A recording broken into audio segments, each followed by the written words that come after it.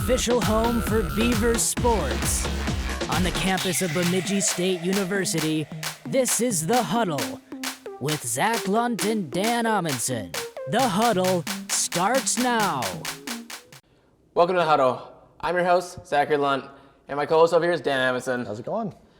So, Dan, we start off with some basketball here. Men's, they lost both games. Friday, they lost 84-73, and then on Saturday, they lost 100-97. And first, on Friday, it was against Northern State, and on Saturday, it was against Moorhead. What's your thoughts on the weekend loss here? Well, we talked about it last week again, that defense has been a big problem for them, and that showed once again this week. They scored plenty of points to win, especially scoring 97 points on Saturday. That should get you a win in college basketball. But it surely wasn't enough to get the job done as their defense continues to lack, and that's something they've really got to tighten up. For sure. And now for our segment here is under or over. Will Bemidji State be under or over 50% on field shooting percentage? Yeah, I'd got to go with the over on that. They've been, like I said, they've been scoring a ton of points. They're putting up shots, they're making shots. They're going to continue to score enough points to win, so I got to take the over on that. We just got to hope that the defense comes into play and they start winning a few more games. Yeah, for sure. And then the men's are playing against Augustana this upcoming week. What's your thoughts on this upcoming game? Yeah, I think they'll pull out a win on this one. Augustana's a decent team. They're 5-3, I believe. So they're decent, but so is Bemidji. I think it'll be a fun game to watch and probably another high-scoring one. But I hope that the higher score is Bemidji's. Yeah, and for sure they are a pretty good team, at least for what we saw in standings, 5-3 or 5-2 it was for Augustana. So they're not actually too bad of a team. We'll see how the men can match up with that. Let's now go into women's basketball here. Women's, they lost both Friday and Saturday as well. Northern State on Friday, they lost 69-57, and they lost to Moorhead 72-47. What's your thoughts on that loss this weekend? Yeah, here we see an opposite of what we're seeing on the men's team. Women's, they're just not scoring. They're still having costly turnovers, and they're not putting the ball in the hoop. And when you don't score, you don't win. They're playing, I think, well enough defense to win some of these games, and some of them they're not. They're letting up too many points. But at the same time, they've been low-scoring games. You just got to score more, basically. That's the name of the game. Yeah, for sure. And especially on Saturday, playing against Moorhead, they had about 20 rebounds for Bemidji State, and they had over 45 rebounds on at least Moorhead side. So, I mean, that's also a big factor into that rebounding.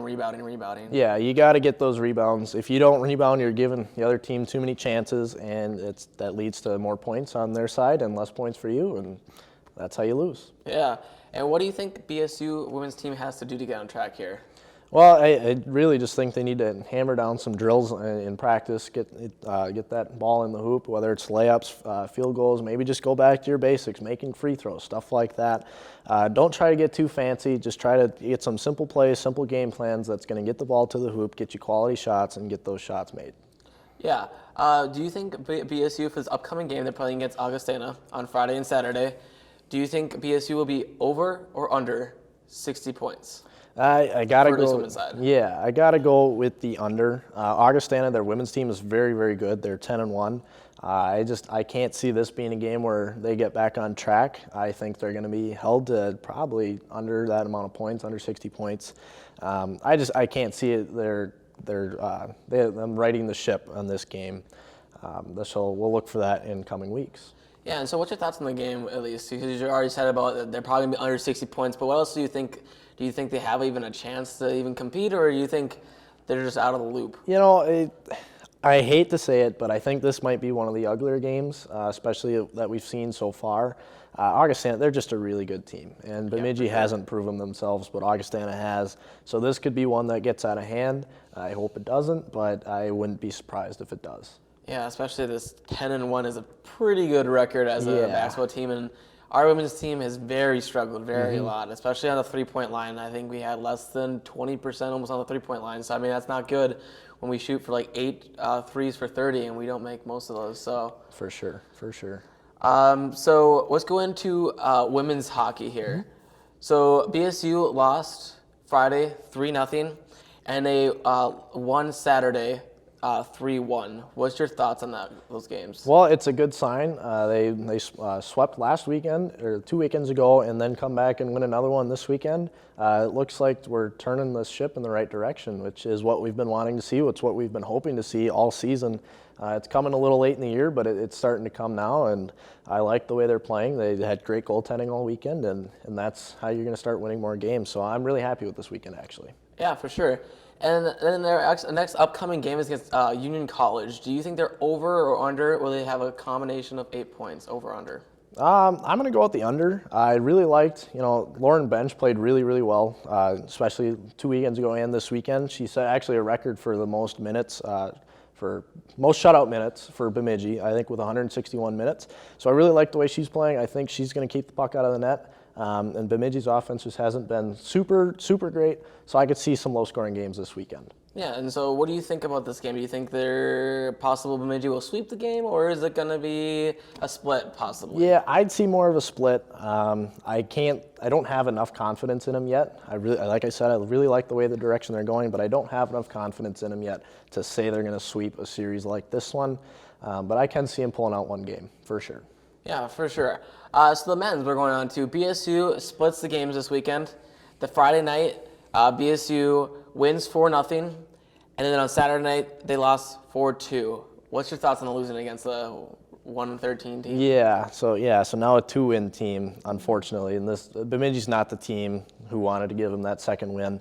It really was disappointing. I was all excited Friday night. They played really well, absolutely dominated Alabama in every aspect of the game. I thought for sure Saturday they were going to come back in and win, but unfortunately they didn't, and there's a couple different factors into that, one of that being goaltending that I think we're going to talk about here in a little bit, but really just disappointing to see the way those games went. Yeah, and you were talking about, we had thoughts on the weird goal, that penalty goal? Yeah, so Saturday night, it was 2-1. I think it was the third period, and there's a delayed call coming on Bemidji. And so for those of you who don't know hockey very well, typically when there's a delayed call, Bemidji can't touch the puck. Once they do touch the puck, the play is whistled dead, then the other team goes on the power play. And so in this case, Alabama had possession of the puck, and the delayed call was being made, so they pulled their goalie 6-on-5, and Alabama goes down and scores. Now, typically when that happens in a hockey game, that power play never gets to happen. And for whatever reason, the ref still gave them that power play, which led to another goal, and now Alabama took the lead 3-2, and they never looked back. They went on to win the game. So that was just kind of a weird little controversy that I never got an explanation for. No one really got an explanation for. I'm not sure what happened. I don't know if something else, so there's another call that happened right as the puck went in the net or what, but typically in that situation, as soon as the puck goes in the net, it's a dead thing, so there really shouldn't be any penalties called, and once that goal happens, there's no power play. So that was a little weird and really led to us losing that game. Yeah, I wish they would have at least communicated somehow with the fans or something like that, at least let us know, because nobody really knew about that thing. Right. It was kind of a weird goal in general, just because of the penalty and late call. So our next talk here is, should Zach Driscoll be benched? Yeah, I hate to say it, but he just hasn't looked strong in these past couple weeks. He got pulled last week, 2 weekends ago, and then this last week he played Saturday and 4 goals on 17 shots. That's not a very good stat line. And it was hard for us to see, looking through the lens of a camera at the game, to see how those goals were really going in, but they looked kind of soft, at least from my angle. I don't know what you thought, but I thought they looked pretty soft, and you got to wonder if you leave Johnson in there. He played outstanding again on Friday with the shutout, so I think you got to almost ride the hot hand and maybe save Driscoll on the bench. I know you don't like playing goalies back-to-back. I know that's tough on them, but they have a whole week to recover and get back Friday, Saturday. I think they can handle it.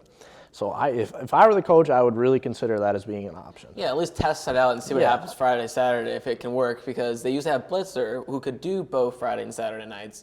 And I think now they were trying to figure out who was the best goalie. And then on top of that, I don't think they could trust any of the goalies that they had. Correct. To be on both Friday and Saturday. But Johnson's obviously proved himself, and possibly he should be being the starting goalie again Friday and Saturdays, and maybe Driscoll coming in just to give him a break, Yeah, and I think this weekend would be the weekend to do that against Alaska Anchorage. Yeah, and so the upcoming game is Alaska Anchorage, like you said. What's your thoughts on that game? Well, they're again a one-win team, so it's going to be a little sneaky. Last week we played Alabama; it was a one-win team, and ended up giving them their second win. So you can't underlook Alaska Anchorage.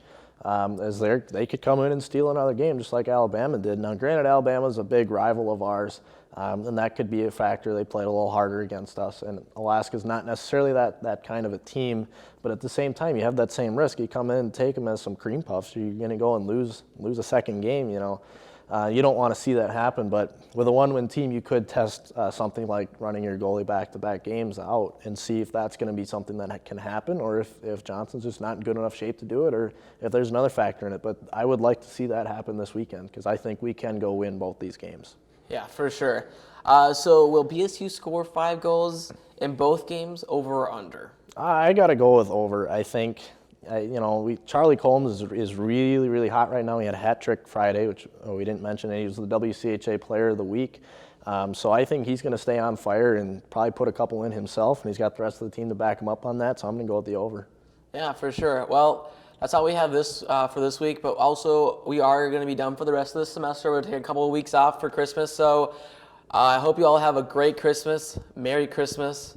And we'll see you all next time.